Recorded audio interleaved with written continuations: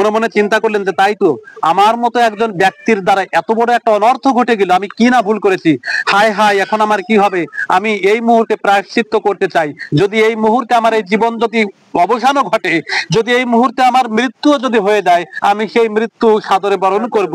আমার মতো একজন ব্যক্তি যাকে কিনা সকলে ভক্ত বলে ডাকে, সেই ব্যক্তি আজ এহেনরূপ একটা অন্যায় কাজ করলো।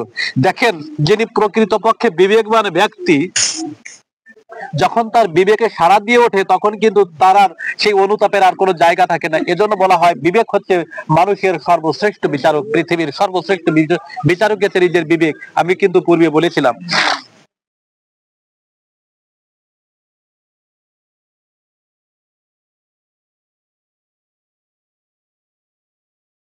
রাজা পরীক্ষিতকে যখন ভাগবত আস্বাদন করাইতেছেন সুখদেব মুনি, তখন সেখানে কিন্তু 60,000 মুনি ঋষিগণ উপস্থিত। আমাদেরকে কিন্তু এখান থেকে বিষয়গুলো আস্বাদন করতে হবে। 60,000 মুনি ঋষি সম্মুখে উপস্থিত, আর রাজা পরীক্ষিত একজন ভৃত্যের মতো, দাসের মতো করজোড়ে তার বাম পাশে বসে আছে, আর ব্যাসাসনে শ্রীল সুখদেব মহাশয়কে বসিয়ে রেখেছেন। করজোড়ে প্রার্থনা করে ভাগবত আস্বাদন করছেন রাজা পরীক্ষিত।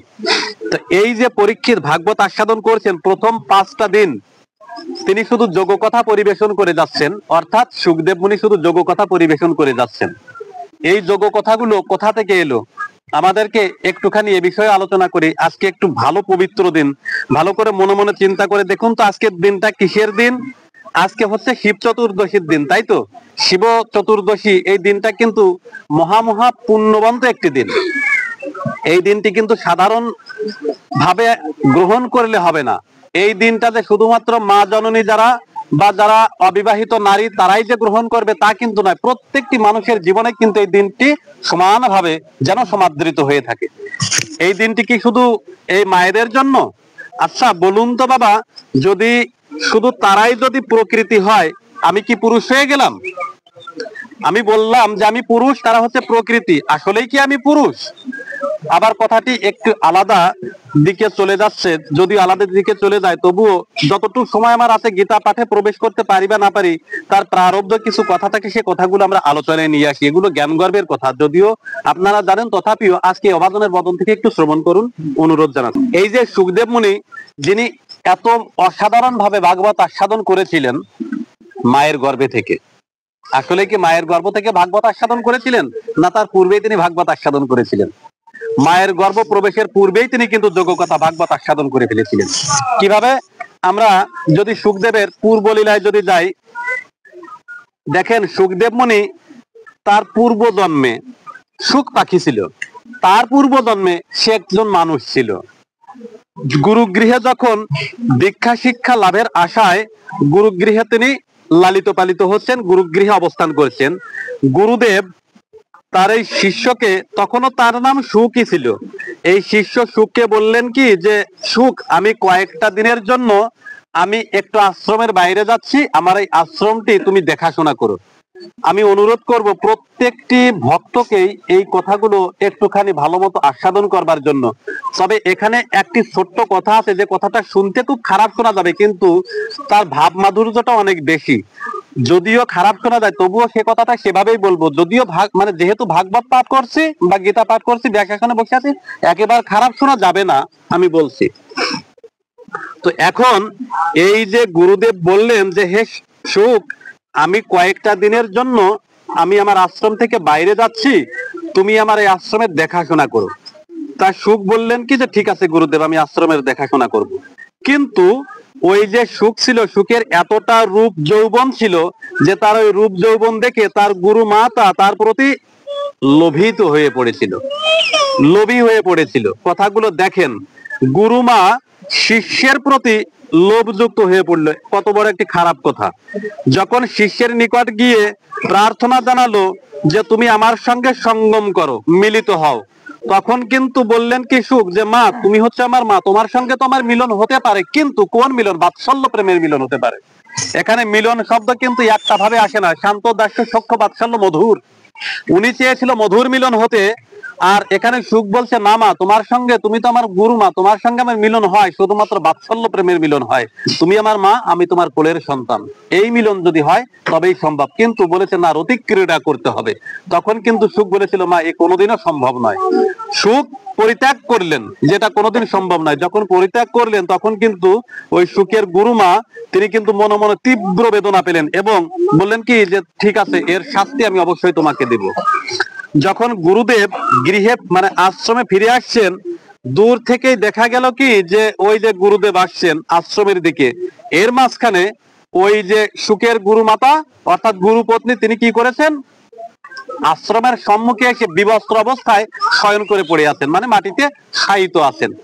এখন ওই গুরুদেব এসে যখন দেখলেন যে তার পত্নী বিবস্ত্র অবস্থায় মাটিতে শুয়ে আছে, এই ঘটনা দেখে তিনি ওই জল ছিটিয়ে তার সংজ্ঞা ফিরেলেন। আসলে এটা ছিল অভিনয়, ওই সুখকে সেখান থেকে শাস্তি দেবে, অভিশাপ দেওয়া হবে, তাই এটা ছিল গুরু মায়ের অভিনয়। তো যখন জল ছিটিয়ে দেওয়া হলো, জল ছিটিয়ে দেওয়ার পরে কি হলো, তার সংজ্ঞা ফিরে পেল। সংজ্ঞা ফিরে পেলে তখন সে হাউমাউ করে কেঁদে উঠে তার পতি মানে তার স্বামীর চরণ জড়িয়ে ধরে বলল কি যে তুমি উপযুক্ত সময়ে এসেছো, তুমি যদি এই উপযুক্ত সময়ে না আসতে, না হয় আরো কি নাকি হয়ে যেত। সুখ আমার উপর বলাৎকার করেছে, মানে জোরপূর্বক আমাকে ক্ষতি করতে চেয়েছিল, আমার সতীত্ব হরণ করতে চেয়েছিল। এই কথা যখন বলা হলো, দেখেন গুরুদেবী বাবার কেমন, আমার এখানে খারাপ লাগে বাবা, গুরুদেবী বাবার কেমন। শাস্ত্রে বলা আছে বাবাজি একটু পূর্বে কিন্তু কীর্তন করে গেলেন, জীবেরও নিস্তার লাগি নন্দসুত হরি ধরাতে প্রকাশিলেন গুরু রূপ ধরি, মহিমাতে গুরু কৃষ্ণ তুল্য জানো, গুরু আজ্ঞা হৃদি তাই সত্য করি মানো, গুরু নিন্দা যথা হয় তথা না যাইবে, গুরু নিন্দুকের মুখ কভু না দেখিবে, কৃষ্ণ রুষ্ট হইলে গুরু রাখিবারে পারে, গুরু রুষ্টে কৃষ্ণ কবু না রাখেন তাহারে। তাহলে শিষ্যের প্রতি এত দায়িত্ব কেন চাপানো হচ্ছে? গুরুদেবের কি কোনো দায়িত্ব থাকতে পারে না এখানে? আজকে কেন আমার গুরুদেবের নিন্দা কথা আমার কানে আসবে? তাহলে আমার গুরুদেবের আচরণ কেন ভালো হলো না? আজকে যদি আমার গুরুদেবের নিন্দা কথা আমার কানে যদি পৌঁছায়, তাহলে বোঝা যাবে আমার গুরুদেবের আচরণ কেন ভালো হলো না।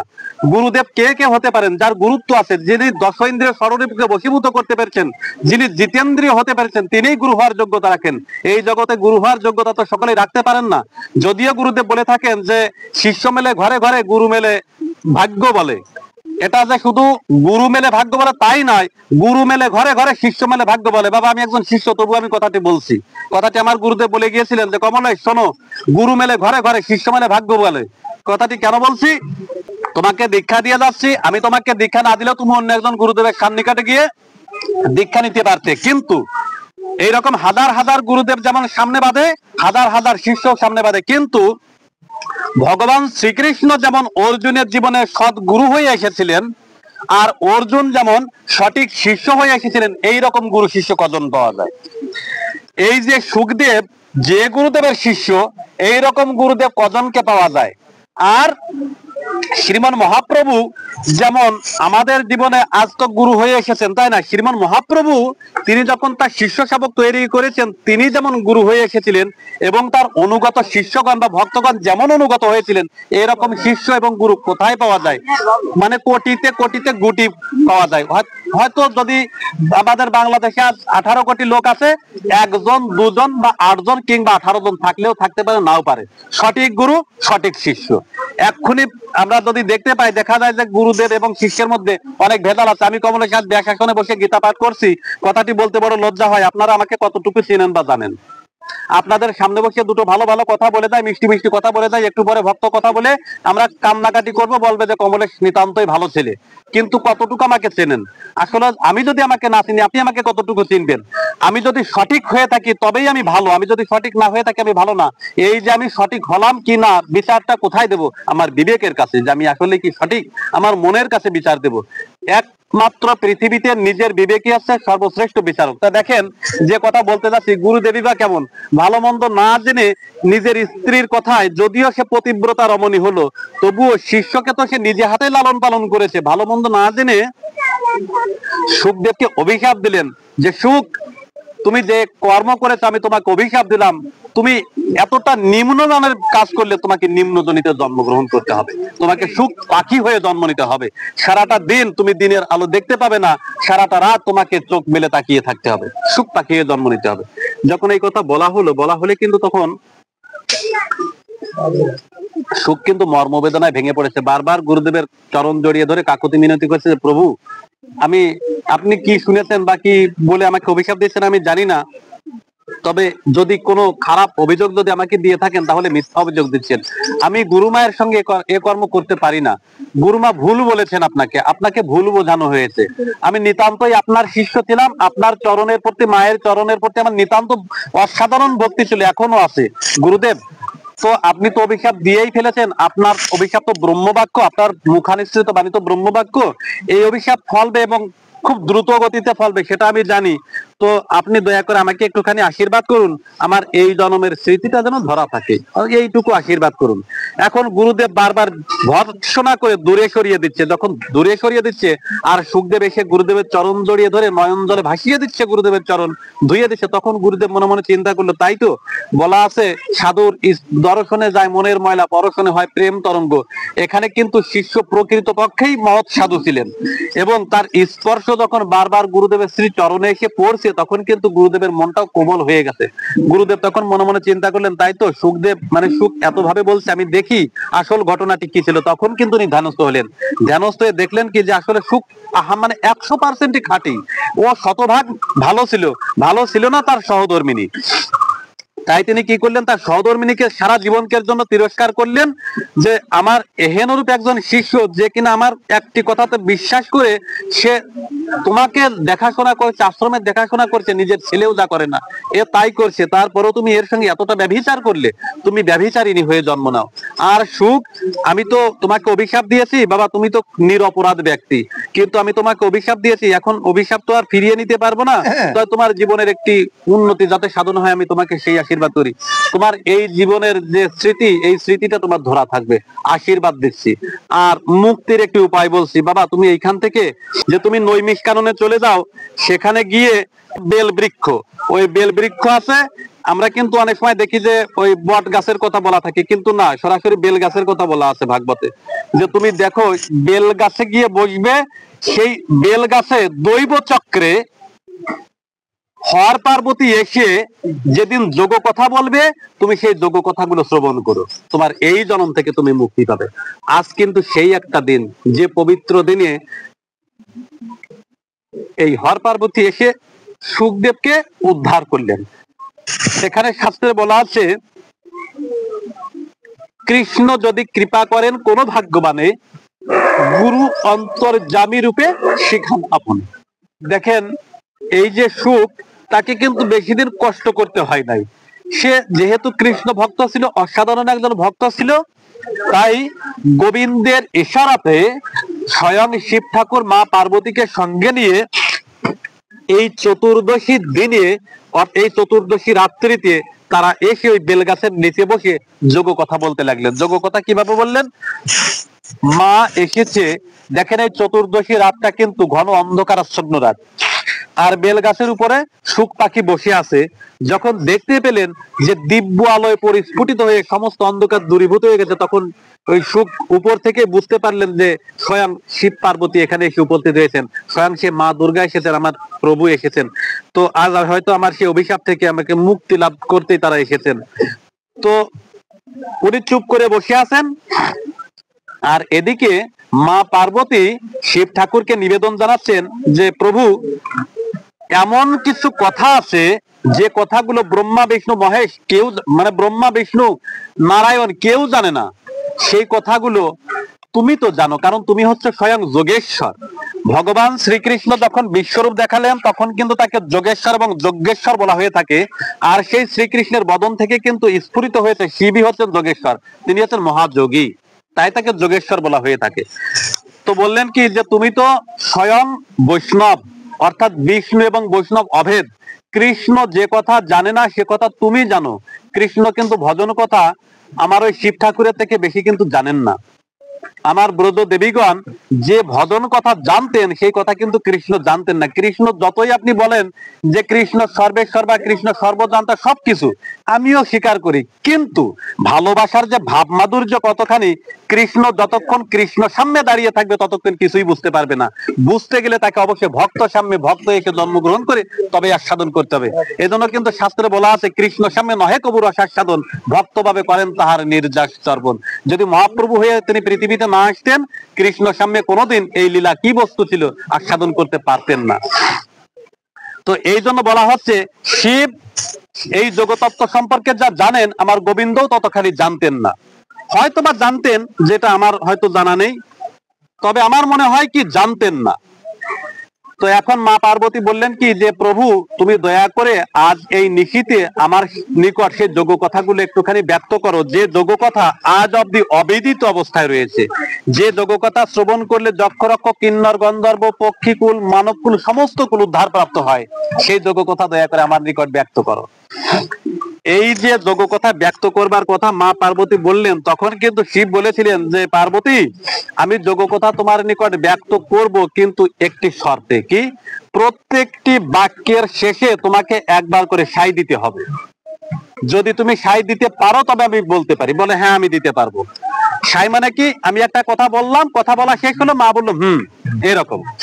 যদি এভাবে সাই দিতে পারো আমি তোমার নিকট বলতে পারি, হ্যাঁ ঠিক আছে তুমি বলো, আমি সাই দেব। তারপরে বললেন কি, যে শোনো পার্বতী, এই যোগ কথা শ্রবণ করতে করতে কিন্তু তন্দ্রা এসে যায়, তন্দ্রাচ্ছন্ন যদি তুমি হয়ে পড়ো, যোগ কথা কিন্তু ওখানে স্তব্ধ হয়ে যাবে, আর পুনরায় বলা সম্ভব হবে না। যোগ কথা বললে কিন্তু ঘুম এসে যায়। দেখবেন মানুষ যখন বয়স প্রাপ্ত হয়, বার্ধক্য যখন নেমে আসে, আমাদের কিন্তু ঘুমটা কম হয়। মেডিকেল সায়েন্স যে ওষুধ দিতে পারে না, ভগবান শ্রীকৃষ্ণ কিন্তু সেই ওষুধ দিয়ে রেখেছেন আমাদের নিকট। আপনার যদি অনিদ্রা অবস্থায় দীর্ঘদিন আপনি কাটাচ্ছেন, ঘুম আসছে না, আপনি একবার খালি গীতা পাঠ শ্রবণ করবেন, 5 মিনিট আপনি শ্রবণ করেন, এমনি আপনার সুখে নিদ্রা যাবে। ঘটনা আমি নিজে তার বাস্তবদর্শী। যেদিন আমার ঘুম হয় না,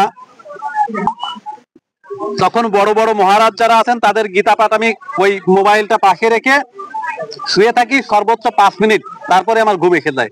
মানে গীতা পাঠ এমনই একটা বস্তু, যোগ কথা এমন বস্তু যে মানুষের ব্রেনে যদি ধরতে না পারে ঘুম এসে যায়। তো মা পার্বতীকে বলেছিলেন যে এই যোগ কথা শ্রবণ করলে কিন্তু তন্দ্রাচ্ছন্ন হতে হয়, মানুষ মোহিত হয়ে যায়। তো তুমিও যদি মানুষের মতো আচরণ করে মোহিত হয়ে পড়ো, তাহলে কিন্তু ওখানে এই যোগ কথা বলা সমাপ্ত হবে, আর পুনরায় বলা যাবে না। তা বলো ঠিক আছে, আমি তন্দ্রা যাব না, মানে ঘুমিয়ে ঘুমিয়ে পড়বো না। ঠিক আছে তাহলে বলছি, তুমি শ্রবণ করো। এইবার শিব যোগ কথা বলতে লাগলেন। প্রত্যেকটি বাক্যের পরে মা সাই দিতে লাগলেন, বলে সাই দিতে লাগলেন। কিছু সময় শোনবার পরে গিয়ে মা ঘুমিয়ে পড়লেন। ঘুমিয়ে পড়বার পরে গিয়ে এখন মা কিন্তু আর সাই দিচ্ছেন না। শিব ঠাকুর কিন্তু বলেই যাচ্ছেন, তখন গাছের ডালে বসে থাকা সুখ মনে মনে চিন্তা করলো, তাই তো মা তো এখন ঘুমিয়ে পড়েছে, যদি এখন কেউ সাই যদি না দেয়, তাহলে তো বাবা তো আর যোগ কথা বলবে না, আমার তো আর যোগ কথা শোনা হবে না। তখন তিনি কি করলেন, প্রভুর নিকট ক্ষমা চেয়ে, মনে মনে প্রভুর নিকট ক্ষমা চেয়ে বললেন কি, যে প্রভু হয়তো আমার ভুল হতে পারে, কিন্তু এছাড়া তো আর আমার উদ্ধারের কোনো উপায় নাই, যোগ কথা তোমাকে শুনতেই হবে। আজ নিজ গুণে কৃপা করে এই অধমকে উদ্ধারের জন্য তুমি এখানে এসেছো, তাই এই সুযোগ আমি কখনো হাতছাড়া করতে পারি না। ওই সুখ কি করেছে, গাছের ডালে বসে থেকে প্রত্যেকটা বাক্যের পরে সে একবার করে হু হু বলে সংকেত দিয়েছে। পরবর্তীতে যখন উষা লগ্নে, উষা মানে ব্রাহ্ম মুহূর্তে যখন এই সূর্যোদয় হতে যাবে, যখন তারা এখন এই বন ছেড়ে চলে যাবে আবার কৈলাসে, তখন কিন্তু শিব ঠাকুর যখন বলছে যে পার্বতী তুমি কি আমার সমস্ত কথা মন দিয়ে শ্রবণ করেছো, তো তখনও কিন্তু সুখ পাখি বলেছে আসলে পার্বতী ওই শিবের কোলের উপরই ঘুমিয়ে পড়েছে। শিব কিন্তু বলতে বলতে এই দিক খেয়াল নেই যে পার্বতী তার কোলের উপর শুয়ে ঘুমিয়ে পড়েছে, তার কিন্তু খেয়াল নেই। সে কিন্তু বলে যাচ্ছে যোগ কথা এমনই কথা, পাশে কি হচ্ছে কি না হচ্ছে কোনো খেয়াল থাকে না, বলতে বলতে মানে অচৈতন্য অবস্থায় এসে যায়, বলতেই থাকে শুধু। তো শিব ঠাকুর যখন দেখলেন যে পার্বতী ঘুমিয়ে পড়েছে, আবার এদিকে ওই ব্রাহ্ম মুহূর্তে কিন্তু পার্বতীর ঘুম ভেঙে শিব ঠাকুরকে জিজ্ঞাসা করলেন যে প্রভু এরপরে কি। যখন জিজ্ঞাসা করলেন যে প্রভু এরপরে কি, তখন বলেন যে কি বলো পার্বতী, তুমি আমার যোগ কথা মন দিয়ে শোনো নাই? তা বলছে প্রভু আমি তো শুধু এতটুকু শ্রবণ করেছি, বাকি কথা তো শ্রবণ করি নাই। তা বললো তাহলে আমার এই যে সারাটা নিশি আমার এই যোগ কথা কে শ্রবণ করলো, আর কে আমাকে বারবার সংকেত দিল হু হু করে, আমি তো বুঝতে পারলাম না। গাছের ডালের দিকে তাকিয়ে দেখে সুখ পাখি বসে আছে। তখন বললো একটা পাখি আমার এই যোগ কথা শ্রবণ করেছে, তো ত্রিশূলকে আজ্ঞা দিলেন যে তুমি এক্ষুনি এই পাখিকে বধ করো। ওই শুক পাখিকে বধ করো। দেখেন, যোগকথা শ্রবণ করলে মানুষ অমরত্ব লাভ করে, শুধু দেবতাই নয়, মানুষ অমরত্ব লাভ করে। একটি শুক পাখি শ্রবণ করেছে, শিব ঠাকুর ত্রিশূলকে আদেশ করলেন ওই শুক পাখিকে এক্ষুনি বধ করতে হবে। এখন শুক পাখিকে যখন বধ করবার জন্য ত্রিশূল উড়ে চলে যাচ্ছে, শুক পাখি মনে মনে চিন্তা করলো, তাই তো আমি তো যোগকথা শ্রবণ করলাম, তা শুনেছি যোগকথা শ্রবণ করলে নাকি অমরত্ব লাভ করা যায়। তো যদি ত্রিশূলের আঘাতে আমার এই জন্ম থেকে মুক্তি হয়, হোক, ক্ষতি নেই, কিন্তু আমার এই যোগকথা যেন আমার স্মৃতিতে ধরা থাকে। তবু আত্মভয়ে তিনি পলায়ন করতে লাগলেন। পলায়ন করতে করতে ব্যাসদেবের স্ত্রী তখন ছিল ঋতুবতী, তখন সূক্ষ্মরূপে ব্যাসদেবের স্ত্রীর গর্ভে প্রবেশ করে। ওই সূক্ষ্মরূপে ব্যাসদেবের স্ত্রীর গর্ভে প্রবেশ করে। এদিকে ত্রিশূলও কিন্তু তখন কিন্তু ত্রিশূলের তিনটি ফলাই অবস্থায় ছিল, এরকম ঘোরানো অবস্থায় ছিল না।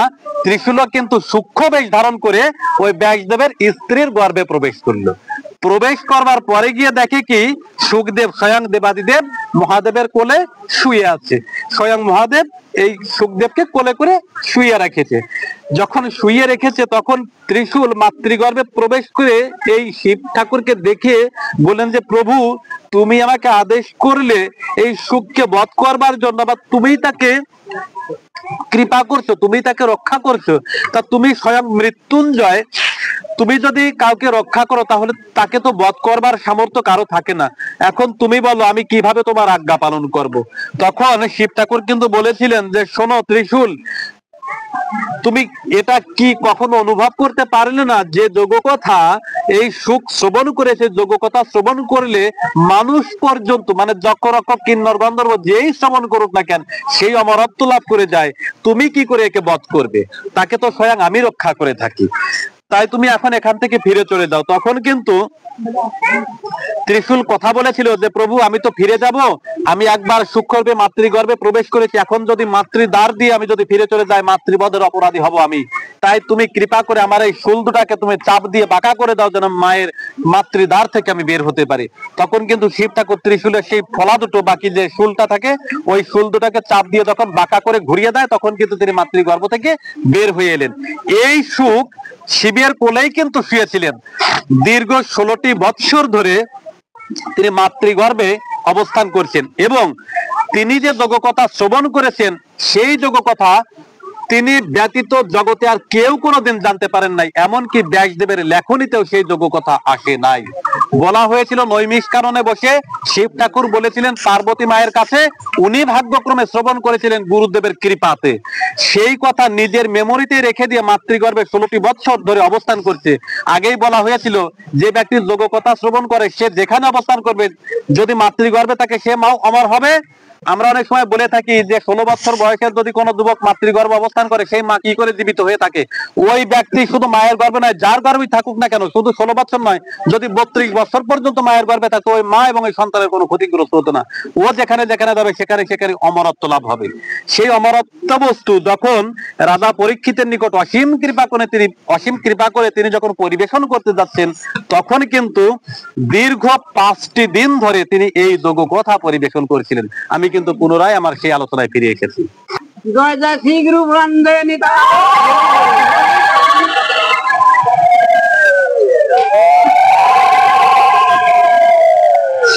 রাজা পরীক্ষিতের আয়ু ছিল শুধুমাত্র 7ম দিবস পর্যন্ত। আপনারা প্রত্যেকেই জানেন যে 7ম দিবস পর্যন্ত রাজা পরীক্ষিতের আয়ু ছিল। দেখেন সাধু কেমন হয়। সুখদেবের এই ভাগবত তত্ত্ব বর্ণনা করবার পূর্বেই একটু রাজা পরীক্ষিতের যে সাধু সঙ্গ হয়েছিল, সেই সাধু সঙ্গের কথা একটু না বললে হয় না। রাজা পরীক্ষিত যখন মৃগয়ায় গিয়েছিলেন, তিনি কিন্তু জল পিপাসায় কাতর হয়ে পড়েছিলেন। তো তিনি শমিক মুনির আশ্রমে গিয়ে যখন জল প্রার্থনা করলেন, শমিক মুনি তখন কিন্তু ধ্যানস্থ হয়েছিলেন। এখান থেকে আর একটি তত্ত্ব কথা উঠে এলো। আমি অনুরোধ করবো এই তত্ত্ব কথাটিও গভীরভাবে আস্বাদন করবার জন্য। এখানে কিন্তু বিশেষ কিছু তত্ত্ব আছে, যে তত্ত্বগুলো আমরা অনেকেই জানি, অনেকেই জানি না। শমিক মুনির আশ্রমে গিয়ে যখন জল প্রার্থনা করলেন, শমিক মুনি তখন কিন্তু ধ্যানস্থ অবস্থায় ছিলেন। বারবার রাজা পরীক্ষিত শমিক মুনিকে ডাকছেন, রাজা পরীক্ষিতের ডাকে কিন্তু শমিক মুনির ধ্যান ভঙ্গ হলো না। রাজা পরীক্ষিত মনে মনে চিন্তা করলেন, তাই তো আমি হচ্ছি এই রাজ্যের রাজা, আর ইনি একজন সাধারণ প্রজা, আমার আদেশ উপেক্ষা করবার মতো সাধ্য এবং সাহস কি করে এই সাধারণ তুচ্ছ সন্ন্যাসীর হয়ে থাকে। এই বলে তিনি তাকে দণ্ড দিতে যাবেন। যখন চিন্তা করলেন কি দিয়ে দণ্ড দেওয়া যায়, তাকিয়ে দেখে যে একটি মৃত সর্প পড়ে আছে, তাই উনি ধনুকের শিলায় ধরে নিয়ে এসে শ্রমিক মুনির গলায় জড়িয়ে দিলেন। আমার প্রশ্ন এখানে থেকে যায়, আস্বাদন করবার জন্য যে রাজা পরীক্ষিত, যিনি ভগবান শ্রীকৃষ্ণের কৃপাতে দ্বিজ জন্ম লাভ করেছিলেন, নইলে তো অশ্বত্থামার বানে উত্তরার গর্ভেই মারা যেতেন। ভগবান শ্রীকৃষ্ণ নিজ গুণে কৃপা করে নূতন জীবন দান করেছিলেন। কিভাবে দিয়েছিলেন? আমরা অনেক সময় মহাভারতে দেখে থাকি কি, যখন এই অশ্বত্থামা ব্রহ্মাস্ত্র নিক্ষেপ করলেন, অর্জুনও কিন্তু সঙ্গে সঙ্গে ব্রহ্মাস্ত্র নিক্ষেপ করলেন। নিক্ষেপ করবার পরে গিয়ে ভগবান শ্রীকৃষ্ণ বললেন কি, অর্জুন তুমিও অশ্বত্থামার মতো এতটা নির্বোধ হয়ে পড়লে? তুমি কি বুঝতে পারো না যে এই ব্রহ্মাস্ত্র কি করতে পারে, কত বড় ক্ষতি করতে পারে জগৎ সংসারের জন্য? তখন ভগবান শ্রীকৃষ্ণের আদেশে সে তো মানে অর্জুন কিন্তু তার অস্ত্রটি নিয়ন্ত্রণ করতে সমর্থ ছিল, কিন্তু অশ্বত্থামা বলেছিল আমি আমার পিতার নিকট থেকে শুধুমাত্র এই অস্ত্র ছাড়তেই শিখেছি, ফিরিয়ে আনতে শিখি নাই। আচ্ছা, আমার এখানে আরেকটি প্রশ্ন থেকে যায়, গুরুদেব দ্রোণাচার্য তার মানে স্বয়ং পুত্র, নিজের পুত্র অশ্বত্থামাকে শুধু ছাড়াটা শিখালো, ফিরানোটা শিখালো না কেন? এটা কি নিয়তি না তার যোগ্যতার অভাব ছিল? মূলত তার যোগ্যতার অভাব ছিল। অশ্বত্থামার যোগ্যতার অভাব ছিল, আর অর্জুনের পূর্ণ যোগ্যতা ছিল। গুরুদেব দ্রোণাচার্য কিন্তু এখানে বিচারক হিসেবে তিনি সঠিক বিচার করেছিলেন, যদিও তার আশ্রয়টা ছিল ভুল। তিনি মানে অধর্মের পক্ষ নিয়েছিলেন, এই পক্ষ নেওয়াটা ছিল ভুল, কিন্তু বিচারক হিসেবে তিনি সঠিক বিচারক ছিলেন। অর্জুন যোগ্যতা বলে গুরুদেবের নিকট থেকে ব্রহ্মাস্ত্র শিক্ষা লাভ করেছিলেন, ছাড়াটাও লাভ করেছিলেন, ফিরানোটা লাভ করেছিলেন। আর অশ্বত্থামার কোন যোগ্যতাই ছিল না ব্রহ্মাস্ত্র শিক্ষা লাভ করবার, তবুও নিজের পুত্র আর ও পিতার কাছে বারবার প্রার্থনা করছেন। এখন পিতার কাছে বারবার প্রার্থনা করবার কারণে শুধু ছাড়াটাই শিখিয়েছে, ফেরানোটা শিখায় নাই। তাই ও বললো কি যে কৃষ্ণ এই অস্ত্র শুধুমাত্র আমি ছাড়াটাই শিখিয়েছি, ফেরানোটা শিখি নাই, তাই আমার পক্ষে ফেরানো সম্ভব নয়। অস্ত্র কিন্তু চলে যাচ্ছে উত্তরার গর্ভের দিকে, উত্তরাকে মানে উত্তরা সহ রাজা পরীক্ষিতকে, তখন তো মাতৃগর্ভে, পরীক্ষিতকে বিনাশ করবে। ভগবান শ্রীকৃষ্ণ আমরা মহাভারতে দেখে থাকি, ভগবান শ্রীকৃষ্ণ সঙ্গে সঙ্গে চক্র ছেড়ে দিলেন। চক্র এবং ব্রহ্মাস্ত্র উভয় বস্তু, এই ব্রহ্মাস্ত্রকে চক্র নিয়ন্ত্রণ করলেন, তাই না? অরিজিনাল মহাভারতে কি বলছে? ভগবান শ্রীকৃষ্ণ সরাসরি তিনি উত্তরার গর্ভে প্রবেশ করেছিলেন, উত্তরার গর্ভে প্রবেশ করে ব্রহ্মাস্ত্রকে নিজের বুকে ধারণ করেছিলেন, তবেই এই ব্রহ্মাস্ত্র শান্ত হয়েছিল, চক্র দ্বারা নয়। ভগবান শ্রীকৃষ্ণ স্বয়ং নিজে নিজের বুকে সেই ব্রহ্মাস্ত্র ধারণ করেছিলেন। আমি পিওর কথাগুলো বলছি মহাভারত থেকে। তা যে ভগবান শ্রীকৃষ্ণ অসীম কৃপা করে এই রাজা পরীক্ষিতকে নতুন জীবন দান করলেন এবং আশীর্বাদ দিলেন, যে রাজা পরীক্ষিত এত বড় ধার্মিক, সেই রাজা পরীক্ষিতের এত বড় মতিভ্রম কেন হলো যে এই যে তুচ্ছ সন্ন্যাসী, তাকে আমি শাস্তি দেব? এই সন্ন্যাসীকে তুচ্ছ বলবার সাহস তো আমার যুধিষ্ঠির তিনিও কোনোদিন বলেন নাই। পঞ্চপাণ্ডব কি কোনোদিন কোন সাধু সন্ন্যাসীকে অবমাননা করেছিলেন নাকি? কোনোদিন কিন্তু করেন নাই। তাদের ঔরস জাতক সন্তান বা পুত্র এটা কেন বললো, অর্থাৎ বংশধর কেন এই কথা বললো? হয়েছে মা, হয়েছে, যান, রসভঙ্গ হয়ে যায়। পরবর্তীতে এর একটি কারণ আছে। কি কারণ? রাজা পরীক্ষিত যখন মৃগয়ায় যাচ্ছেন, তখন কিন্তু কলির সঙ্গে তার দেখা হয়। কলির সঙ্গে দেখা হলে কলি কিন্তু দেখতে কিম্ভূত কিমাকার বিভৎস কালো বর্ণের একজন মানুষ, মানে দেবতা। এই কলি রাজা পরীক্ষিতের রাজ্যে যখন প্রবেশ করলেন, প্রবেশ করবার পরে ওই মৃগয়ায় যখন যান, তখনই কিন্তু ওই কলিকে তার সামনে বাঁধলে ও কি করে, পালিয়ে মানে গাছের আড়ালে পালিয়ে থাকে। যখন পালিয়ে থাকলো, রাজা পরীক্ষিত তাকে বারবার আদেশ দিলেন যে তুমি কে, গাছের আড়ালে পালিয়ে আসো, দয়া করে আমার সামনে এসো, যদি সামনে না আসো আমি কিন্তু তোমাকে ব্রহ্মাস্ত্র নিক্ষেপ করব। তো 2-3 বার ডাকবার পরে কলি কিন্তু স্বয়ং রাজা পরীক্ষিতের সম্মুখে এসে দেখা দেয়। দেখা দিলে তখন কিন্তু রাজা পরীক্ষিত জিজ্ঞাসা করলো, তোমার এহেন বিভৎস চেহারা, বিভৎস রূপ, কে তুমি? তখন বলেছিল, হে মহারাজ, আমি হচ্ছি কলি। তা বললো যে আমার রাজ্যে এখনো দাপর যুগ শেষ হয় নাই, আমার রাজ্যে কলি প্রবেশের অধিকার কে দিয়েছে তোমাকে? তখন কিন্তু কলি বলেছিল যে মহারাজ, কালকে কোনোদিন কখনো নিমন্ত্রণ করে আনা লাগে না, কাল তার স্বীয় গতিতে আসে, স্বীয় গতিতেই চলে যায়। আপনি না ডাকলেও কলির আগমনের সময় এসেছে, তাই কলি এসেছে। শুধু এখনই নয়, কলি আরো বহু পূর্বে পৃথিবীতে এসেছে দুর্যোধন রূপে, কিন্তু স্বয়ং কলি এসেছিল। নইলে কিন্তু কুরুক্ষেত্র যুদ্ধ হতো না, স্বয়ং কলি দুর্যোধন রূপে কিন্তু এসেছিল। তা বহু শেষ করে দেবো নাকি, বহুকাল পূর্বেই এই কলি তোমার এই রাজ্যে প্রবেশ করেছে। এখন তুমি কি করে এই কালের গতি নিয়ন্ত্রণ করবে? তখন কিন্তু রাজা পরীক্ষিত বলেছিল যে আমার রাজ্যে অন্তত পক্ষে আমি কলি দমন করব। তিনি কিন্তু ধনুর্বাণ ধারণ করে যখন বাণ নিক্ষেপ করতে যাবেন, তখন কিন্তু কলি এসে হাত জোড় করে বলে কি যে প্রভু, আমি জানি আপনি যদি একবার ধনুর্বাণ ধারণ করে বসেন তাহলে আমার আর এখানে নিস্তার নাই। আমি জানি যে কালকে কেউ নিয়ন্ত্রণ করতে পারে না, কাল হচ্ছে স্বয়ং কৃষ্ণের আদেশে প্রবাহিত হয়। তবুও আমি আপনার রাজ্যে অযাচিত ভাবে এসে পড়েছি, আমি আপনার শরণার্থী হয়ে অবস্থান করছি। যেহেতু অবস্থান করেই ফেলেছি, এসেই পড়েছি, তখন আমার জন্য একটুখানি জায়গা দেন, সীমিত পরিসরে একটুখানি জায়গা দেন। আপনি যতকাল আছেন আমি ওই অতটুকু জায়গার মধ্যেই থাকবো। তখন কিন্তু বলেছিলেন রাজা পরীক্ষিত বহু বিবেচনা করে যে ঠিক আছে, আমি তোমাকে বলছি যেখানে মদ্যপান করা হয় তুমি সেইখানে গিয়ে অবস্থান করো। যত খারাপ খারাপ জায়গা সেখানে বলছে, যেখানে জুয়া খেলা হয় তুমি সেইখানে গিয়ে অবস্থান করো, পতিতালয়ে গিয়ে তুমি অবস্থান করো। এই তিনটা স্থান বলা হয়ে গেল, কিন্তু কলি দেখে কি এই তিনটা স্থান একেবারেই সীমিত জায়গা। এই তিনটা স্থানে থেকে তো আমি আমার ক্রিয়াকর্ম করতে পারবো না, কারণ সবাই তো পতিতালয়ে যাবে না, আর সবাই তো মদ খাবে না, আর সবাই তো ওই আপনার এসে জুয়া খেলবে না। তাহলে যারা খেলবে না তাদেরকেও তো আক্রমণ করতে হবে, তাদেরকে কিভাবে আমি আক্রমণ করব? তখন কিন্তু বলেছিলেন যে প্রভু, আমার জায়গাটা নিতান্তই সীমিত হয়ে গেছে, আর একটু জায়গা বৃদ্ধি করুন। তখন বললেন কি যে শোনো কলি, তাহলে তোমাকে বলি, এই স্বর্ণ হচ্ছে অহংকারের প্রতীক, এই স্বর্ণের মধ্যে তুমি অবস্থান করো। রাজা পরীক্ষিতের মস্তকে কিন্তু ছিল সোনার মুকুট, যেই বললো স্বর্ণের মধ্যে অবস্থান করো, সঙ্গে সঙ্গে কলি হাসতে হাসতে সোনার মুকুটের মধ্যে অবস্থান করে 1 সেকেন্ডের মধ্যে রাজা পরীক্ষিতের মতিভ্রম ঘটিয়ে দিলেন। এই মতিভ্রম ঘটানোর কারণেই কিন্তু এত বড় একজন তপস্বী, তাকে বললেন কি এই তুচ্ছ তপস্বী আমার বাক্যে কেন আমার কথায় সাড়া দিচ্ছে না, ওকে এখনই শাস্তি দেব। এই বলে তিনি শমিক মুনির গলায় মৃত সর্প জড়িয়ে দিলেন। দেখেন, যখন মৃত সর্প জড়িয়ে দেওয়া হলো তখনও কিন্তু শমিক মুনির ধ্যান ভঙ্গ হয় নাই, কিন্তু এই যে শমিক মুনির গলে মৃত সর্প জড়িয়ে দেওয়া হলো, দূর থেকে এই শমিক মুনিরই একজন শিষ্য তথা আপনার ওই কাশ্যপ, তিনি হচ্ছেন কিন্তু শৃঙ্গি মুনির বন্ধু সহপাঠী।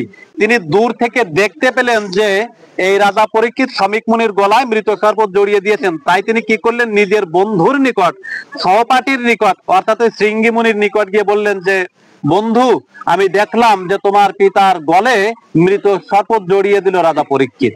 এই কথা যখন বলা হলো, ও ফিরে এসে দেখে কি যে পিতার গলায় মৃত সর্প ঝুলছে। কে জড়িয়েছিল? রাজা পরীক্ষিত।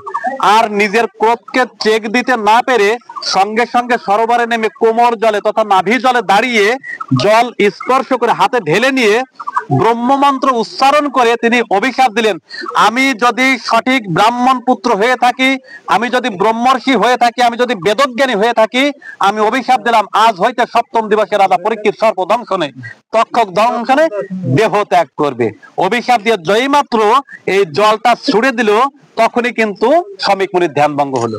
আমার প্রশ্ন এইখানে ছিল, যে রাজা পরীক্ষিত মৃত সর্প জড়িয়ে দিল, যাকে ধাক্কা দেওয়া হলো, ধ্যান ভঙ্গ হলো না, কিন্তু পরীক্ষিতে এটা আপনার এই পরীক্ষিত অভিশাপ দেওয়ার কারণে এই ধ্যান ভঙ্গ হলো, কেন হলো? একটি প্রশ্ন থেকে যায়। দেখেন, এখান থেকে আমরা একটু আস্বাদন করি। যখন শমিক মুনি ধ্যানস্থ হয়েছিলেন, তার মনটি কোথায় ছিল? যখন শমিক মুনি ধ্যানস্থ হয়েছিলেন তখন তার মনটি ভ্রমরারূপ হয়ে, অর্থাৎ মন ভ্রমরা হয়ে আমার প্রাণ গোবিন্দের চরণ পদ্মে গিয়ে মধু আস্বাদন করছিল। ভগবান শ্রীকৃষ্ণের চরণটাকে শুধু চরণ বলা হয় না, বলা হয় চরণ পদ্ম। সেই চরণ পদ্মে শমিক মুনির মন ভ্রমরা বসে বসে মধু আস্বাদন করছিল। যখন শৃঙ্গি মুনি রাজা পরীক্ষিতকে অভিশাপ দিলেন, এই যে রাজা পরীক্ষিত তিনি তো ভগবান শ্রীকৃষ্ণের মানে ওই কি যেন অহৈতুকী ভক্ত, ঐকান্তিক কৃষ্ণ ভক্ত, তাই না? যখন ভক্তকে অভিশাপ দেওয়া হলো তখন কিন্তু ভগবান শ্রীকৃষ্ণ ভয়ে কেঁপে উঠে, হায় হায়, আমার ভক্তের বিনাশ ঘটে যাবে। হায় হায় কি হলো?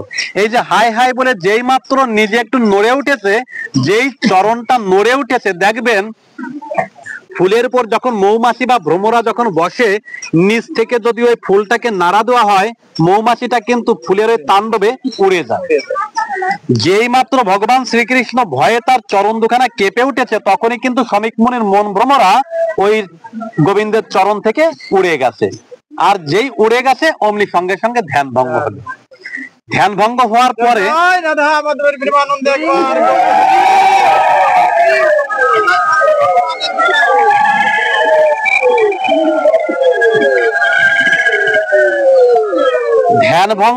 পরে ও সম্মুখে তাকিয়ে দেখে কি তারই পুত্র শৃঙ্গিমুনি রক্তবর্ণ চক্ষু।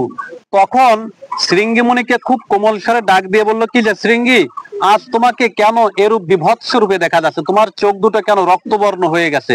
তখন শৃঙ্গিমুনি বললেন কি, মানে পিতা আপনি তাকিয়ে দেখুন আপনার গলে ওটা কি। তখন তাকিয়ে দেখে মৃত সর্প, ফেলে দিল। ও আচ্ছা ঠিক আছে, ফেলে দিল। বললো যে মৃত সর্প যে আপনার এই গলায় জড়িয়ে দিয়েছে, আমি তাকে অভিশাপ করে এসেছি, তাই আমার চোখ দুটো রক্তবর্ণ। তা বললো কে জড়িয়েছিল, কাকে তুমি অভিশাপ করে এসেছো? বললো রাজা পরীক্ষিত, সে জড়িয়ে দিয়েছিল, তাই আমি তাকে অভিশাপ করেছি। কি অভিশাপ করেছো? বললো যে আজ হইতে সপ্তম দিবসে এই রাজা পরীক্ষিত সর্পদংশনে তথা তক্ষক দংশনে দেহত্যাগ করবে। তখন কিন্তু শ্রমিক মুনি বললো যে আমি বুঝতে পারি নাই, এতদিন পরে তুমি প্রমাণ করে দিলে উপযুক্ত বা যোগ্যতা না হওয়া পর্যন্ত ব্রহ্মজ্ঞান দান করা উচিত নয়। তুমি আমার স্বয়ং পুত্র, তাতে কি হয়েছে? তুমি যোগ্যতা অর্জন করতে পারো নাই, তাই তোমাকে ব্রহ্মজ্ঞান দান করা আমার ভুল হয়েছে। যে রাজা পরীক্ষিত এতটা ধর্মপ্রাণ, আরে রাজা পরীক্ষিত আছে বলেই তো আমরা শান্তিতে ভগবানের নাম গুণাগুণ করতে পারছি। এই রাজা পরীক্ষিত না থাকলে অসুররা এসে আমাদেরকে নানাবিধ ভাবে উপদ্রব করতো। আর রাজা পরীক্ষিত আছে তাই রাক্ষসের ভয় আমাদের নাই, পরদেশের যে রাজা আছে তাদের ভয় আমাদের নাই। তিনিও কৃষ্ণ ভক্ত, তাই আমরা কৃষ্ণ গুণগান করতে পারি। তুমি সে রাজা পরীক্ষিতকে মৃত্যুর পরোয়ানা দিয়ে দিলে। তা ঠিক আছে, তুমি অভিশাপ দিয়েছো, এখন এই অভিশাপের বার্তাটা তুমি স্বয়ং নিজ মুখে রাজা পরীক্ষিতকে শুনিয়ে এসো যে তুমি অভিশাপ দিয়েছো, আজ হইতে সপ্তম দিবসে তুমি অর্থাৎ রাজা পরীক্ষিত সর্পদংশনে তথা তক্ষক দংশনে দেহত্যাগ করবে। এই বার্তা অন্য কেউ নয়, তুমি স্বয়ং নিজে গিয়ে দিয়ে আসবে। তখন কিন্তু শৃঙ্গিমুনি রাজা পরীক্ষিতের নিকটে এই বার্তা প্রেরণ করতে যাচ্ছেন। তো উনি কিভাবে যাচ্ছেন? নিজের ভুল পিতার নিকট শুধরিয়ে তিনি কিন্তু রাজা পরীক্ষিতের নিকটে গেলেন। গিয়ে বলছেন কি, হে মহারাজ, আমি আপনার সঙ্গে দুটো কথা বলতে চাই। তো ঠিক আছে বলুন। বললেন কি যে আমি তো জীবনে এত বড় একটা ভুল করে বসবো কখনো বুঝতে পারি না, আমি চরম একটি ভুল কাজ করে ফেলেছি। কি ভুল কাজ? আমি আপনাকে অভিশাপ দিয়েছি আজ হইতে সপ্তম দিবসে আপনি তক্ষক সর্পের দংশনে মারা যাবেন। এই কথা বলবার পরে গিয়ে দেখেন ঘটনাটি কেমন ভাবে ঘটছে। দুটো যোগের সংযোগ স্থল একত্রিত না হলে কিন্তু কোনো ঘটনা ঘটে না, নিয়তি এবং নিয়ামকের সংযোগ না হলে কিন্তু কোনো ঘটনা ঘটে না। এদিকে শৃঙ্গিমুনি রাজা পরীক্ষিতের নিকট বার্তা দিতে যাচ্ছেন, আর ওদিকে রাজা পরীক্ষিত নিজের ওই অন্দরমহলে তথা নিভৃত কক্ষে প্রবেশ করে যেই মাত্র মুকুটটি নিজের মাথা থেকে খুলে পাশে নামিয়ে রেখেছে, যখন কলি তাকে থেকে দূরে আসে, তখন কিন্তু তার সুবুদ্ধির উদয় ঘটেছে। তখন কিন্তু ও পূর্বের ঘটনাগুলো মানে চিন্তা করে খুব অনুতপ্ত হতে লাগলেন। মনে মনে চিন্তা করলেন যে তাই তো, আমার মতো একজন ব্যক্তির দ্বারা এত বড় একটা অনর্থ ঘটে গেল, আমি কি না ভুল করেছি। হায় হায়, এখন আমার কি হবে? আমি এই মুহূর্তে প্রায়শ্চিত্ত করতে চাই। যদি এই মুহূর্তে আমার এই জীবন যদি অবসানও ঘটে, যদি এই মুহূর্তে আমার মৃত্যু যদি হয়ে যায়, আমি সেই মৃত্যু সাদরে বরণ করব। আমার মতো একজন ব্যক্তি যাকে কিনা সকলে ভক্ত বলে ডাকে, সেই ব্যক্তি আজ এহেন রূপে একটা অন্যায় কাজ করলো। দেখেন, যিনি প্রকৃতপক্ষে বিবেকবান ব্যক্তি, যখন তার বিবেকে সাড়া দিয়ে ওঠে তখন কিন্তু তার আর সেই অনুতাপের আর কোনো জায়গা থাকে না। এজন্য বলা হয় বিবেক হচ্ছে মানুষের সর্বশ্রেষ্ঠ বিচারক, পৃথিবীর সর্বশ্রেষ্ঠ বিচারক গেছে নিজের বিবেক। আমি কিন্তু পূর্বে বলেছিলাম। তো রাজা পরীক্ষিত এখানে অনুতপ্ত হয়ে বারবার প্রার্থনা করছে, হে গোবিন্দ, আমি যে ভুল করেছি, আমার এই ভুলের প্রায়শ্চিত্ত কিভাবে হবে? আমি এই ভুলের প্রায়শ্চিত্ত করতে চাই। আর এদিকে কিন্তু এই যে শৃঙ্গিমুনি ও বার্তা দিতে যাচ্ছে রাজা পরীক্ষিতকে যে আজ হইতে সপ্তম দিবসে আপনার সর্পদংশনের মৃত্যু হবে। যখন রাজা পরীক্ষিতের নিকটে গেল, রাজা পরীক্ষিত কিন্তু পাদ্যার্ঘ্য প্রদান করে তাকে কিন্তু চরণ ধোয়াইয়ে পূজা দিয়ে সিংহাসনে বসিয়ে দিয়েছেন। বসিয়ে দেওয়ার পরে গিয়ে বলছেন যে আপনি কেন এখানে এসেছেন?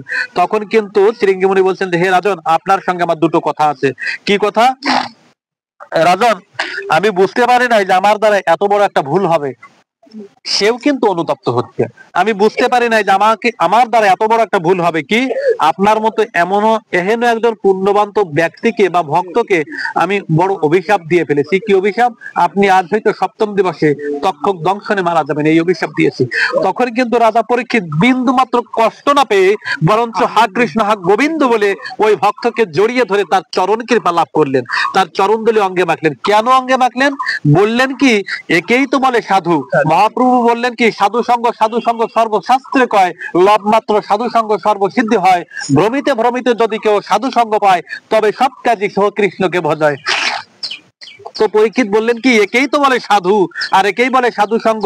আজ এই সাধুর কৃপা আমি পেয়েছি বলেই তো আমি 7টা দিন সময় পেয়েছি সঙ্গ করবার। এ তো অভিশাপ দিতে পারতো যে তুমি এই মুহূর্তে দেহ ত্যাগ করবে, অভিশাপ দিতে পারতো যে তুমি যে মুহূর্তে ঘোড়ার পিঠে চড়ে যাচ্ছ, ঘোড়ার পিঠ থেকে পড়ে গিয়ে দেহ ত্যাগ হবে। সে কিন্তু সে অভিশাপ দেয় নাই। সে অভিশাপ দিয়েছে কি, 7টা দিন আমার জীবনে সময় দিয়েছে, সে আমার সাধু সঙ্গ করবার সুযোগ দিয়েছে। তাই সে কি করেছে, রাজা পরীক্ষিত ওই দিন থেকে কিন্তু বিষাদগ্রস্ত হয়ে পড়লেন। অর্জুনের আর কতটুকু বিষাদ ছিল? অর্জুন তো যুদ্ধ করবো না বলে বিষাদগ্রস্ত, আত্মীয় স্বজন বাদ হচ্ছে তাই বিষাদগ্রস্ত। অর্জুনের বিষাদটা ছিল মিথ্যা বিষাদ, যেটা ভগবান শ্রীকৃষ্ণ গ্রান্ট করেন নাই, গ্রহণ করেন নাই। কিন্তু রাজা পরীক্ষিতের যে বিষাদ, এই বিষাদটা কিন্তু আমার প্রাণ গোবিন্দ গ্রহণ করেছিলেন। রাজা পরীক্ষিতের কি বিষাদ ছিল? ভগবান আমাকে বাঁচিয়ে দাও, এই বিষাদ না। ভগবান আমি 7 দিন পরে মারা যাবো, আমার কি হবে, এই বিষাদ না। কি বিষাদ ছিল? গোবিন্দ রে, আমি তো মারা তো যাবই, আর ব্রহ্ম বাক্য শিরোধার্য, এই ব্রাহ্মণ পুত্রের বাক্য যেন শিরোধার্য হয়, যেন ফলে আমি এই প্রার্থনাই করব, তা এই আমার দেহত্যাগের পূর্বে তোমার শ্রীচরণে আমার একটি নিবেদন রইল, প্রভু কৃপা করে এই 7টা দিন আমার এই যে বেঁচে থাকাটা সার্থক হবে কি করে। এটাই কিন্তু ছিল রাজা পরীক্ষিতের বাসনা। দেখেন, এখানে আরেকটি তত্ত্ব কথা উঠে এলো। রাজা যুধিষ্ঠিরকে কিন্তু জিজ্ঞাসা করেছিলেন বকরূপী ধার্মিক, হে রাজা যুধিষ্ঠির, কি বা বার্তা, কি আশ্চর্য পদ বলি কারে, কোন জন সুখী হয় এই চরাচরে, শুনো হে পাণ্ডুর নন্দন, মোর প্রশ্ন এই চারি প্রশ্নের উত্তর দিয়ে তুমি পান করো গে বাড়ি। তখন কিন্তু রাজা যুধিষ্ঠির উত্তর দিয়েছিলেন যে হে পক্ষীরাজ, প্রতিদিন প্রতি মুহূর্তে কত জীব যায় জমু ঘরে, ইহা দেখেও যারা অবশিষ্ট রহে, এরা কি মনে করে, আমরা চির অমর। অর্থাৎ আজ বাদে কাল বা এখন বাদে একটু পরে এরও যে মৃত্যু হবে, এই কথা কিন্তু আমরা কখনো ভাবি না। অর্থাৎ আমরা যে জীবিত আছি, এটি হচ্ছে সব থেকে আশ্চর্যের বিষয়। এবং দিনান্তে যে একবার মৃত্যু চিন্তা করতে হয়, আমরা মূঢ়মতি সেই চিন্তাটুকু করি না। এর থেকে এত আশ্চর্য আর কি হতে পারে? রাজা পরীক্ষিতের কিন্তু সেই চিন্তা এসে গিয়েছিল এবং বলল কি যে প্রভু, আমার যে 7টা দিন আছে, এই 7টা দিন এই বেঁচে থাকাটা সার্থক হবে কিভাবে? এখন আমি কি হলে আমার এই 7টা দিন সার্থক হবে, আমার জীবনের চূড়ান্ত ভাবে লাগাতে পারবো? তখন কিন্তু নানা মন্ত্রী নানাভাবে মন্ত্রণা দিতে লাগলেন। রাজা পরীক্ষিতের রাজসভায় মন্ত্রীর কিন্তু অভাব ছিল না। নানা মন্ত্রী নানাভাবে মন্ত্রণা দিতে লাগলেন। কেউ বললেন যে হে প্রভু, হে রাজন, আপনি চিন্তা করবেন না, কনৌজ রাজ্যে সংবাদ প্রেরণ করেছি, সেখানে একজন ব্রাহ্মণ বাস করে থাকেন। এই যে তক্ষকের বিষ আর কি সার, ও মৃত প্রাণীকেও জীবিত করে তুলতে পারে, এটির প্রমাণ আছে। কিন্তু কনৌজ রাজ্যে যখন সংবাদ পাঠানো হয়, কনৌজ থেকে কিন্তু একজন ব্রাহ্মণ পুরোহিত তিনি কিন্তু আসেন এই রাজা পরীক্ষিতকে বাঁচানোর জন্য, যে আমি রাজা পরীক্ষিতের এই বিষ শোধন করব। তো এই কথা কিন্তু তক্ষকও জানতো যে এই পথ দিয়ে ওই যে কনৌজ থেকে ওই ব্রাহ্মণ আসবেন। শেষ করে দেবো? শেষ করে দেবো? আচ্ছা, তাহলে আর আলোচনায় না বৃদ্ধি করাই ভালো। আচ্ছা ঠিক আছে, আমি এই সাইডে না গিয়ে পরীক্ষিতের আলোচনায় আসি, যেহেতু ভাগবত কথা ছিল। তো রাজা পরীক্ষিত এই যে যতই মন্ত্রণা দেখ, কোন মন্ত্রণায় আজ তার ভালো লাগছে না, তখন তিনি কি করলেন, একেবারে অনাসক্ত নিরাসক্ত হয়ে সন্ন্যাস বেশ ধারণ করে রাজ্যপাট পরিত্যাগ করে গঙ্গা তীরে আশ্রয় নিলেন। গঙ্গা তীরে আশ্রয় নিয়ে শুধু প্রাণ গোবিন্দকে ডাকছেন যে গোবিন্দ, আমার এই 7টা দিনে তুমি আমার জীবনে এমন একজনকে পাঠিয়ে দাও, যার মাধ্যম দিয়ে আমার বেঁচে থাকাটা সার্থক হবে, বা মৃত্যু বরণ করাটা সার্থক হবে, বা আমার জীবনটা সার্থক হবে। তখন কিন্তু বারবার প্রার্থনায়, আগেই বলেছি, কৃষ্ণ যদি কৃপা করে কোনো ভাগ্যবানে গুরু অন্তর্যামী রূপে শিখান আপনে। আর একটি কথা, মহান্তের স্বভাব হয় তাড়িতে পামর, মোর, নিজ কার্য নাই তবু জান পর ঘর। ওই সুখদেব ঋষির কিন্তু কোনো কাজ ছিল না, তথাপিও কিন্তু তিনি সেই পথ ধরে আসছেন। কেন আসছেন? দৈব চক্রে আসছেন। ভগবান শ্রীকৃষ্ণের যে জগতত্ত্ব কথা, যা পৃথিবীতে অবিদিত, কেউ জানে না, জেনেছিল সুখদেব। সেই সুখদেবের নিকট থেকে আজ রাজা পরীক্ষিতকে জানাতে হবে। প্রাণ গোবিন্দের নিকট কিন্তু এই বার্তা পৌঁছে গেছে, প্রাণ গোবিন্দের ইচ্ছাও কিন্তু তাই। তাই সুখদেবকে আমার ভগবান শ্রীকৃষ্ণ কিন্তু ওই পথেই পাঠিয়ে দিচ্ছেন। যখন রাজা পরীক্ষিত দূর থেকে দেখলেন যে 16 বয়সী একজন যুবক, উলঙ্গ বেশ ধারণ করে জটাধারী একজন যুবক, অনন্য সুন্দর এক পুরুষ তার দিকে এগিয়ে আসে, তখন কিন্তু সে সকলকে ডাক দিয়ে বলেন কি, যে আস্ত্রা হরিধ্বনি দে, আস্ত্রা উলুধ্বনি দে। ওই যে তাকিয়ে দেখ আমার পার ঘাটার কান্ডা দিয়ে তোমার পার ঘাটে। এতদিন ধরে আমাকে যে মন্ত্রণা দিচ্ছিলি, আমার কোনো মন্ত্রণাই আমার মনে মানে নাই, কিন্তু আমি বিশ্বাস করি এই যে যুবককে দেখছি, এই যে সন্ন্যাসীকে আমি দেখছি, এই সন্ন্যাসী আমার নিকট যা বলবে আমার অন্তর ভরে যাবে, আমার এই বেঁচে থাকাটা সার্থক হবে। রাজা পরীক্ষিতের নিকট যখন এই সুখদেব আসলেন, একবার পরে কিন্তু চরণ ধুইয়ে যখন তাকে সিংহাসনে ব্যাসাসন দেওয়া হলো, তখন কিন্তু তিনি সেই যোগতত্ত্ব পরিবেশন করতে লাগলেন। দীর্ঘ 5টি দিন ধরে কিন্তু যোগতত্ত্ব পরিবেশন করলেন, যা কিনা শুধুমাত্র রাজা পরীক্ষিত শ্রবণ করেছিলেন। সহিত এই যে 60,000 মুনি ঋষি, তারা একটি কথা সেখানে বলেছিলাম যে এই সুতমুনির এই ভাগ্যটা কেন হয়েছিল। এখন আমি সেই কথাটুকু আলোচনা করেই ছেড়ে দেব, শুধুমাত্র আমাকে 2 মিনিট সময় দেন। এই রাজা পরীক্ষিতের নিকট 7 দিনের 5 দিন যোগ কথা বলা হলো, হাতে রইল শুধুমাত্র 2 দিন। এই 6ষ্ঠ দিবসে এসে রাজা পরীক্ষিত এই সুখদেবের নিকট বললেন যে, হে প্রভু, আমি কি এখন আমার গোবিন্দ কথা শুনবার যোগ্যতা অর্জন করেছি? তখনই কিন্তু সুখদেব বলেছিলেন যে, হ্যাঁ রাজন, আপনি এই মাত্র গোবিন্দ কথা শুনবার যোগ্যতা অর্জন করেছিলেন। 7 দিন ধরে যখন ভাগবত কথা বলা হয়, এই 7 দিন একটানা ধরে বলা হচ্ছে, কোনো বিরাম নাই। কিন্তু একদম শেষ কর্নারে দাঁড়িয়েছিলেন এই সুতমুনি। তাও কেমন ভাবে দাঁড়িয়েছিলেন? এই করজোড়া কৃতাঞ্জলি করা ফুটিয়ে তিনি দাঁড়িয়ে আছেন, বসেনও নাই, তিনি দাঁড়িয়ে আছেন একদম সবার শেষে, অধবদনে একাগ্র চিত্তে তিনি শ্রবণ করছেন। যখন 7 দিন পরে, মানে এই 7ম দিবসে যখন ভাগবত কথা বলা শেষ, যখন সুখদেব ঋষি আসন থেকে উঠে দাঁড়ালেন, তখন কিন্তু এই 60,000 মুনি ঋষি প্রত্যেকে, রাজা পরীক্ষিত সহ প্রত্যেকে কিন্তু নিবেদন জানিয়েছিলেন যে, হে প্রভু, আপনি তো ব্রাহ্মমান সন্ন্যাসী, আপনি যদি এখান থেকে প্রস্থান করেন, আপনার অবর্তমানে আমরা এই ভাগবত কার নিকট থেকে আস্বাদন করব? এ তো জগতে অবিদিতই রয়ে যাবে। তখন কিন্তু এই সুখদেব মুনি তিনি 4-5টা ভালো করে একবার দেখলেন, দেখবার পরে দেখেন কি, ওই সবার শেষের লাইনে, শেষের স্তরে দাঁড়িয়ে আছেন একজন মহৎ প্রাণা ভক্ত, যে কিনা কৃতাঞ্জলি করপুটে দাঁড়িয়ে আছে, ভক্তি ভরে শ্রবণ করছে, প্রত্যেকটি অঙ্গ ভঙ্গিমা ও নকল করে ফেলেছে, অবিকল ভাবে মনে রেখেছে। তখন কিন্তু তাকে ডাক দিয়ে, অর্থাৎ এই সুতমুনিকে ডাক দিয়ে নিকটে বসিয়ে আশীর্বাদ দিয়ে সকলকে জানিয়ে দিলেন যে, আমার অবর্তমানে এই হবে একমাত্র বক্তা, ভাগবত বক্তা। এছাড়া কিন্তু আর জগতে তিনি আর কাউকে অধিকার দিলেন না। তার পরবর্তীতে তার পুত্র অধিকার পেয়েছিলেন। এইভাবে পরম্পরা অনুসারে শ্রীমান মহাপ্রভুর আমলে এসে শ্রীমান মহাপ্রভু আর একজন ভক্তকে অধিকার দিয়েছিলেন। আমি তো বাবা নিতান্তই অনধিকারী ব্যক্তি, অযাচিত ভাবে আপনাদের মাঝে এসে কিছুটা সময় পাগলামি করা ছাড়া আর কিছুই করতে পারি নাই। তো গীতা পাঠ তো আসলে করতে পারি নাই। দীর্ঘ সময়ের ভাগবত আলোচনায় যদি বৃহত্তম কোনো ভুল ত্রুটি করে থাকি, যদি আমার শাস্ত্র উচ্চারণে যদি শব্দ বিচ্যুতি ঘটে থাকে, আপনারা কৃষ্ণ ভক্তগণ আমাকে নিজ সন্তান মনে করে আপনাদের আতুল চরণে আশ্রয় দিবেন আর আশীর্বাদ করবেন। পৃথিবীতে যতটা কাল বেঁচে থাকি, এমনি করে যেন আপনাদের মতো ভক্তগণের সঙ্গে যেন সঙ্গ করতে পারি, আর আমার এই প্রভুর গুণ কথা যেন বলে জীবনটা সাঙ্গ করতে পারি, এই প্রার্থনা তাদের চরণে রাখি।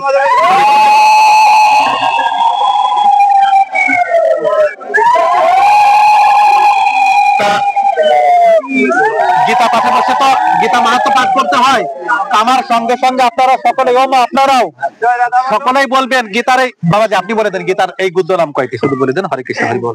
জয় রাধা মানুষ। দেখো, যে অভিশপ্ত হলো পাঠক, তিনি বলতেছেন যেটা ভুল হলো না, কিন্তু ভুল কি হয়েছে? অভিশপ্ত হয়ে তার উদ্ধার হলো, তাই না? ভুল কিন্তু হয় নাই, অভিশপ্ত হয়ে সে কিন্তু তাড়াতাড়ি উদ্ধার হয়ে গেলেন। যাই হোক, এখন আমরা সংক্ষিপ্ত সময় অনেক সময় ভগবান কথা শ্রবণ করছেন, এখন তাদের করতে হবে। আমরা সবাই মিলে আমরা নাম, এই নামাবলী বলিলে ভগবানের কথা বলা হচ্ছে, এখানে পাপ থাকতেই পারে না। তারপরও শাস্ত্রে লেখা আছে এই নামাবলী বলতে হবে। গীতা পাঠের শেষে নামাবলী বলিলে দর্শনের মতো পাপ ঘুরীভূত হয়। তাই হয়তো সব পাপ দূরীভূত হয়েছে, কিন্তু আমার এই দেহের পাপ দূরীভূত হয়ে যায়। তাই যদি আমার এই দেহ দিয়ে যদি আমি সেই কথাগুলো বলি, আমি শ্রবণ করেছি, আবার তো বললে যদি দূরীভূত হয়, তাই আমরা সবাই ওম গঙ্গা গঙ্গা গীতা চ সীতা সত্তা পতিব্রতা ব্রহ্মবলী ব্রহ্মগীতা সন্ধ্যা মুক্তিগেহিনী অর্ধমাত্রা চিদানন্দা ভবগ্নি ভ্রান্তনাশিনী বেদত্রয়ী পরানন্দা তত্ত্বার্থ জ্ঞান মন্ত্র ইত্যাদি জপনিত্যং নরনিশ্চল মানস জ্ঞান সিদ্ধি লবেন্দিতং তথান্তে পরমং পদম।